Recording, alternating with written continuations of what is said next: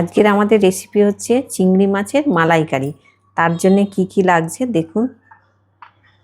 একটু চাল মগজ, আর একটু কাজু বাদাম, একটু পেঁয়াজ, দু চারটে রসুন, আর একটু আদা। এগুলো সব একসাথে পেস্ট করা হবে।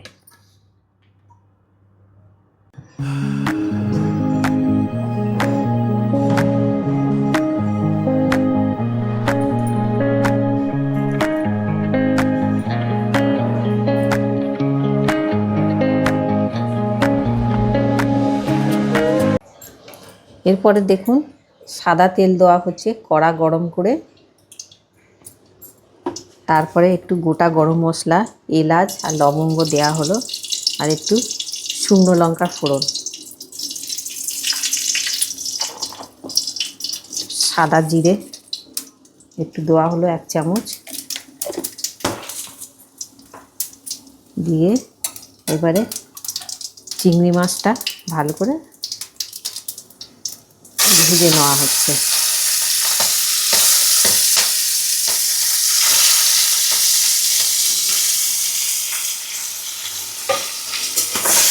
দেখুন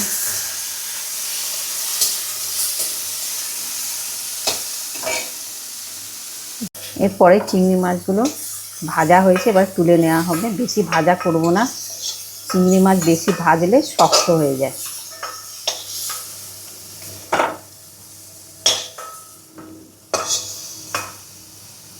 এরপরে আবার একটু সাদা তেল দেওয়া হচ্ছে, দিয়ে এবার যে মশলা করা হয়েছে, পেস্ট করা হয়েছে, সেই মশলাটা দেওয়া হচ্ছে। ভালো করে মশলাটা দেখুন কষানো হচ্ছে।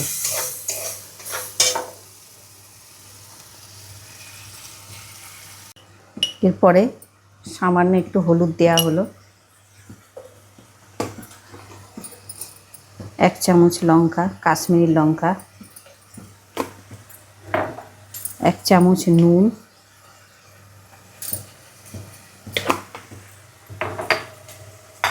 1 চামচ জিরের গুঁড়ো,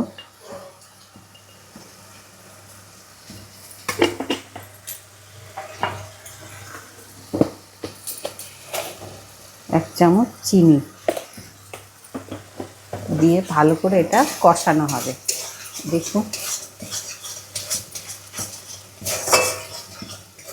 কত সুন্দর তেল ছাড়ছে, দেখুন।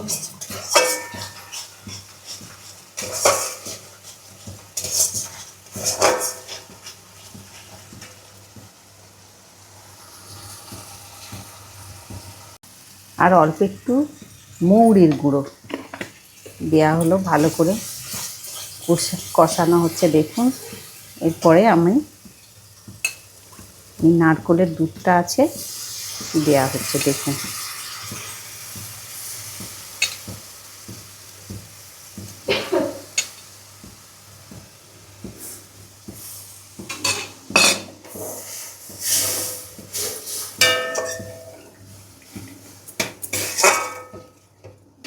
দেখুন নারকেলের দুধ 5 চামচ অবধি দেওয়া হলো, 5 চামচ। দেখুন হয়ে এসছে। এরপরে একটু গরম মশলা দেব, আর একটু সামান্য 1 চামচ ঘি দেব।